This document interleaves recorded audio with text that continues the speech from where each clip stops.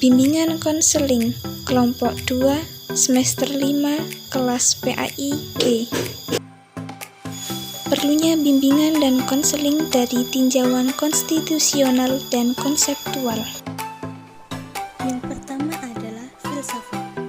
Sebagai penyelenggara bimbingan dan konseling yang profesional, seorang konselor harus memiliki pemahaman yang akurat mengenai filsafat manusia.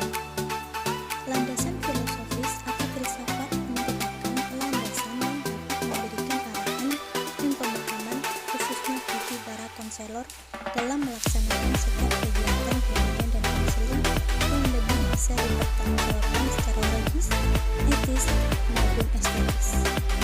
Dalam hal ini, manusia membutuhkan suatu bekal pengetahuan dasar tentang nilai moral yang sesuai dengan norma-norma yang berlaku, supaya manusia tidak menggunakan ilmu sebagai alat penghancur atau perusak suatu sistem di bumi ini.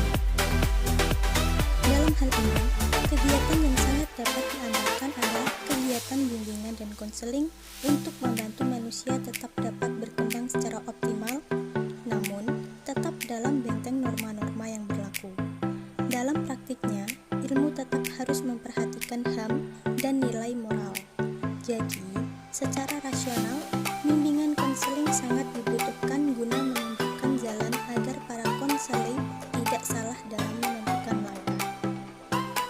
Perkembangan sosial dan budaya, landasan yang dapat memberikan pemahaman terhadap konselor tentang dimensi kesosialan dan dimensi kebudayaan sebagai faktor yang berpengaruh terhadap perilaku individu, yaitu landasan sosial budaya. Seorang individu pada dasarnya merupakan produk lingkungan sosial budaya di mana mereka hidup. Manusia sudah dididik dari sejak lahir dalam membelajarkan dan mengembangkan pola-pola perilaku sejalan dengan tuntutan sosial dan budaya di lingkungan sekitarnya yang ada. Dalam proses bimbingan dan konseling ini akan terjadi komunikasi interpersonal antara konselor dengan klien, yang mungkin antar konselor dan klien memiliki latar budaya yang berbeda. Patterson dalam Prayitno 2003 mengemukakan 5 macam sumber hambatan yang mungkin timbul dalam komunikasi sosial dan penyesuaian diri antar budaya, yaitu perbedaan bahasa, komunikasi nonverbal, stereotip, kecenderungan menilai dan kecemasan. Kurangnya penugasan bahasa yang digunakan oleh pihak-pihak yang berkomunikasi dapat menimbulkan kesalahpahaman. Bahasa nonverbal pun seringkali memiliki makna yang berbeda-beda dan bahkan mungkin berpatok belakang.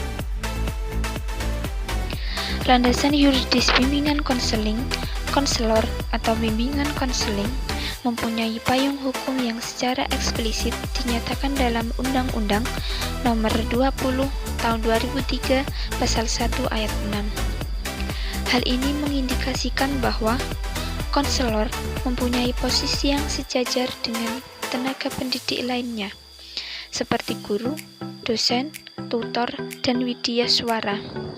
Namun, dalam konteks tugas dan ekspektasi kinerja yang berbeda dan unik.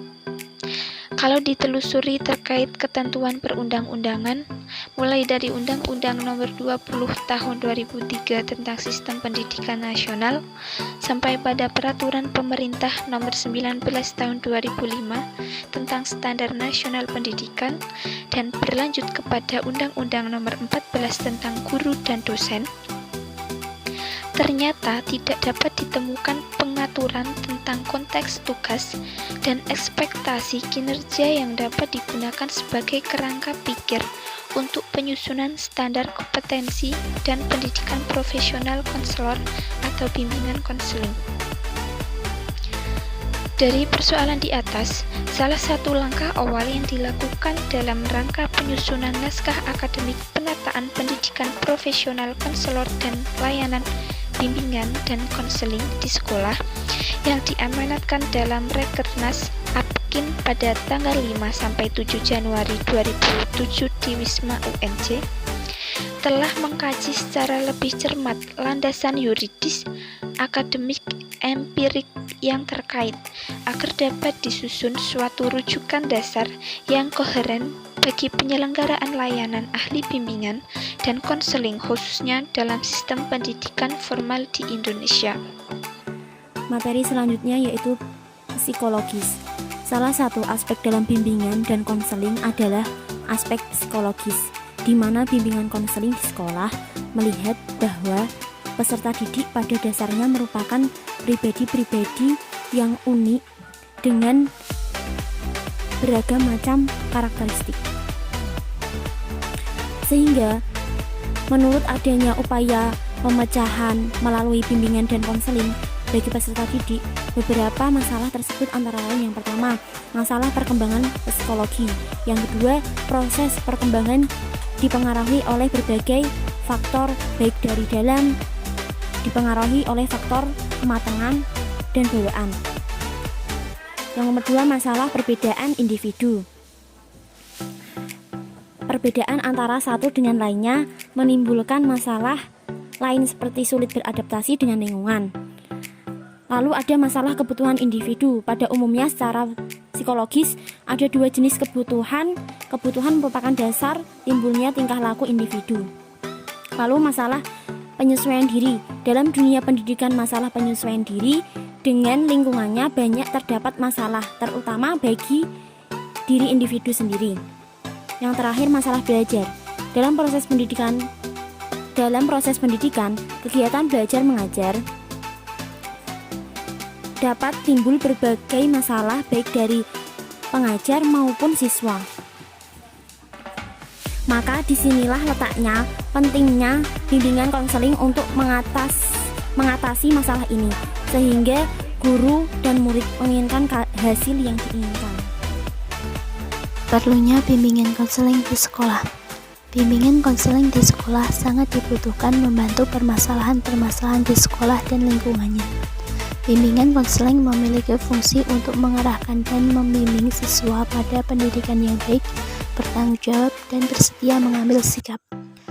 Layanan bimbingan dan konseling diharapkan dapat membantu peserta didik dalam memahami diri, menerima diri dengan segala kekuatan dan kelemahannya, mengenalkan lingkungan dan mengambil keputusan, serta memberi arahan terhadap pengembangan peserta didik. Tidak hanya untuk peserta didik yang mengalami masalah saja, tetapi berlaku untuk seluruh peserta didik. Layanan bimbingan dan konseling merupakan salah satu segi pendidikan yang mempunyai peran penting dalam upaya mencapai tujuan pendidikan. Bimbingan sangat penting dilakukan di lembaga-lembaga pendidikan. Bimbingan merupakan suatu proses pemberian bantuan yang terus-menerus dan sistematis dari pembimbing kepada yang dibimbing, agar tercapai pengembangan diri siswa yang meliputi kemandirian dalam pemahaman diri, penerimaan diri, pengarahan diri, dan wujud diri dalam mencapai tingkat perkembangan yang optimal dan menyesuaikan diri yang optimal.